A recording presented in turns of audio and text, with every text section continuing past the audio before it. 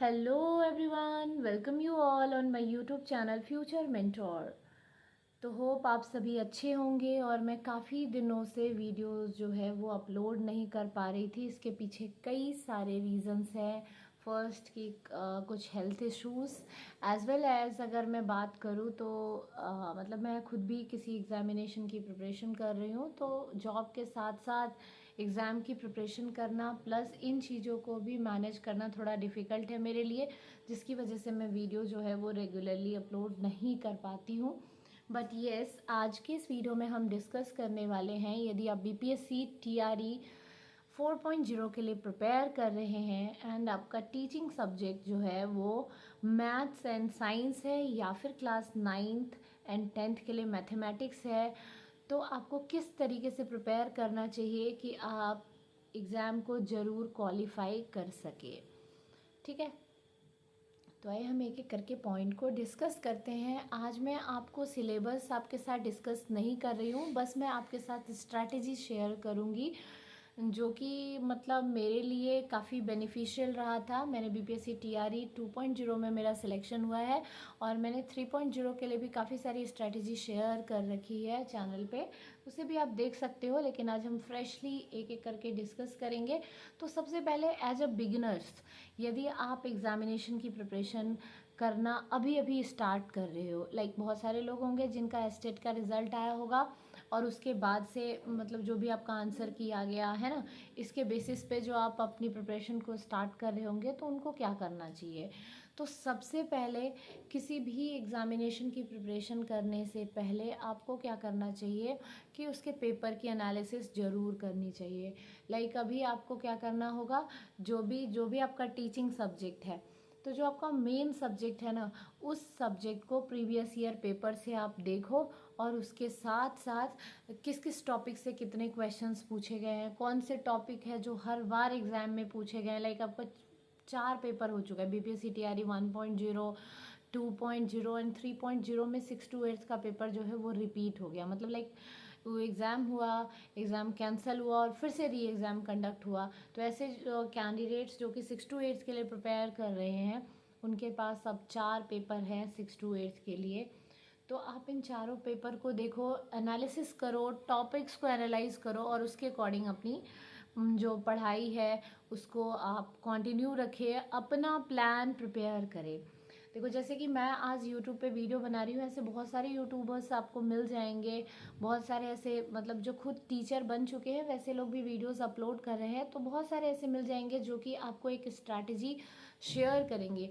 उनकी स्ट्रैटेजी ज़रूर बेनिफिशियल है, लेकिन आपकी खुद की स्ट्रैटेजी भी होनी चाहिए। मैं इसमें बिलीव करती हूँ और मेरा मानना है कि आपका खुद का जो है एक मतलब क्या बोलूँ, आप खुद का एक प्लान करो, खुद का एक टाइम टेबल बनाओ कि आप किस तरीके से प्रिपेयर करोगे। क्योंकि हमें जो वीकनेस है या स्ट्रेंथ है वो किसी और को नहीं पता है। आपसे ज़्यादा कोई नहीं जान सकता कि आप में क्या स्ट्रेंथ है, क्या वीकनेस है। और ऐसा नहीं है कि आप डायरेक्टली इसी एग्ज़ाम की प्रिपरेशन कर रहे होंगे।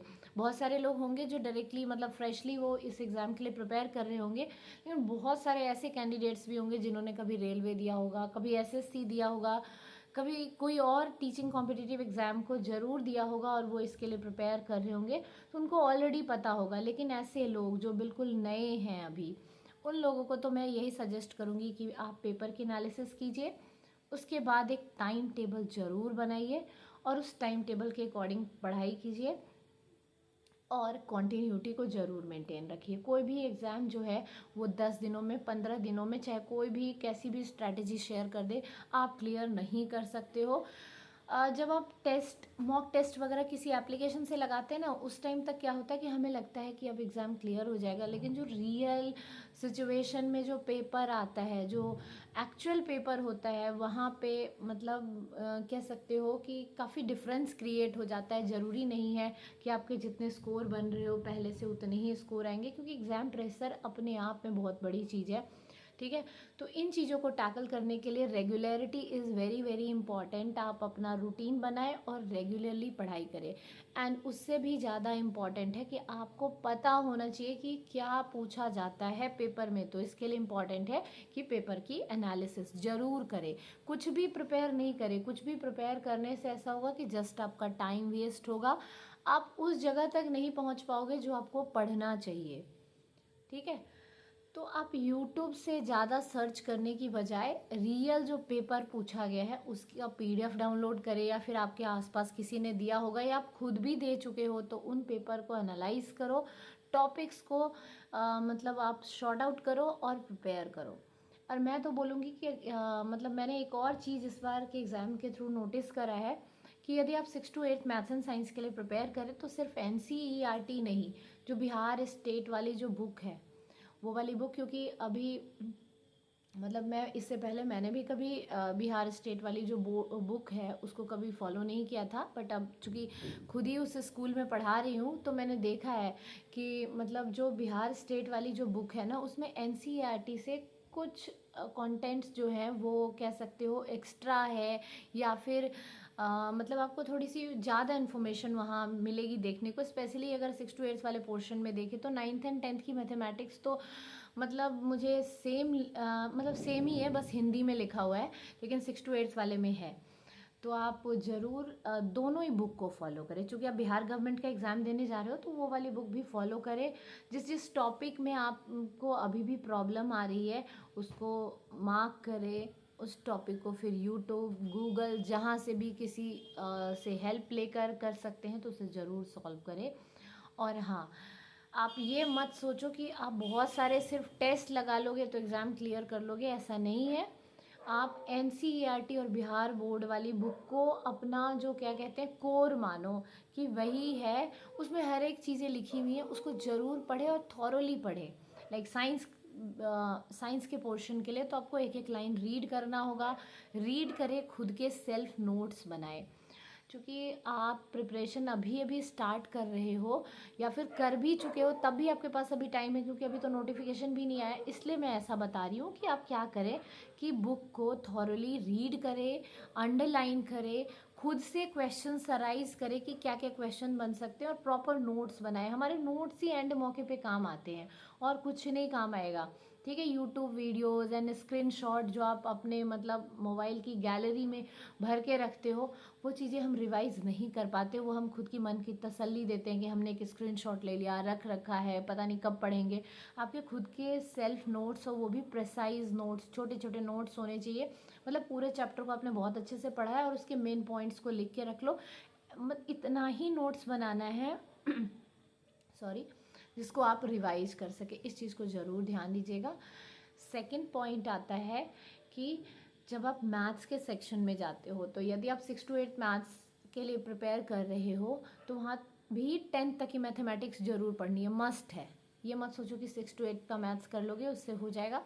ठीक है। 10th तक की मैथमेटिक्स ज़रूर करनी है, और 10th तक की मैथमेटिक्स करते टाइम भी एक बार ऐसा भी करना है कि किस सेक्शन से कितने कितने क्वेश्चंस पूछे गए। तो इससे क्या हेल्प मिलेगा, चैप्टर तो सारे ही पढ़ने हैं लेकिन इससे ये हेल्प मिल जाएगा, मान लो मेंसुरेशन के क्वेश्चन सबसे ज़्यादा पूछे गए तो पहले मेंसुरेशन को आप कवर कर लोगे, उसके पॉइंट्स, उसके फॉर्मूले एज वेल एज जो क्वेश्चंस पूछे गए उनको एक जगह कंपाइल कर लो। फिर आप नेक्स्ट टॉपिक पे मूव करो जिसका वेटेज ज़्यादा था। पढ़ना सारे ही चैप्टर्स आपको पढ़ने हैं, लेकिन जैसे आप क्लास 10th में प्रिपेयर करते थे, आपने बोर्ड दिया होगा तो हमारी स्ट्रेटेजी क्या होती थी कि जिसका वेटेज ज़्यादा है उसको हम प्रिपेयर करते थे। वैसे ही यहाँ पे प्रिपरेशन करो और साथ में टेस्ट रोज़ लगाओ। टेस्ट जो है आपने जिस भी प्लेटफॉर्म से परचेज कर रखा हो वहाँ से ज़रूर लगाइए टेस्ट, है ना। टेस्ट लगाना बहुत इम्पॉर्टेंट होता है क्योंकि वहीं से आप टाइम मैनेजमेंट को सीखते हैं, वहीं से आप रियल एग्ज़ाम का जो एक कह सकते हो ना कि एक टाइम लिमिट के अंदर सॉल्व करना है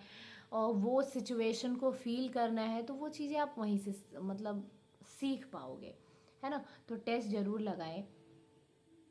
तो अभी जो मैं बता रही हूँ कि आप एनालाइज कीजिए, तो मैंने तो अभी जो आपका पेपर हुआ था उसका एनालिसिस तो नहीं डाला BPSC TRE 3.0 का, लेकिन अगर मैं बात करूँ TRE 2.0 का जो प्रॉपर एनालिसिस है 6 to 8 and 9th and 10th mathematics का, वो मैंने अपलोड कर रखा है, शॉर्ट्स में भी है और ऐसे भी आपको मिल जाएगा, तो आप उसे मतलब आराम से देख सकते हैं। अगर आपको लेंदी वीडियो लगे तो 2x की स्पीड में देख लो, बट उसे नोट डाउन कर लो, या फिर किसी और यूट्यूब चैनल से भी आप देख सकते हैं, जहाँ से भी आप इसे फॉलो कर रहे हो, पढ़ रहे हो, तो वहाँ से आप देख लीजिए और इस तरीके से प्रिपरेशन को स्टार्ट कीजिए।